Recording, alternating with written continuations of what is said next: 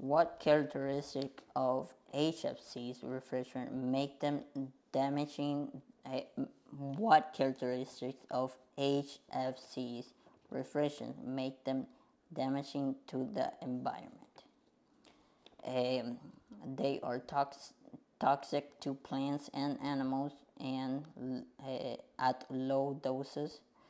They contain chlorine, which damages the ozone.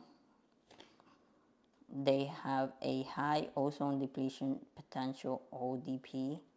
They can have very high global warming potential.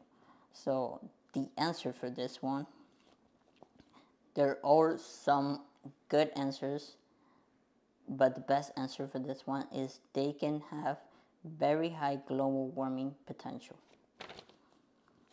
That's the answer for number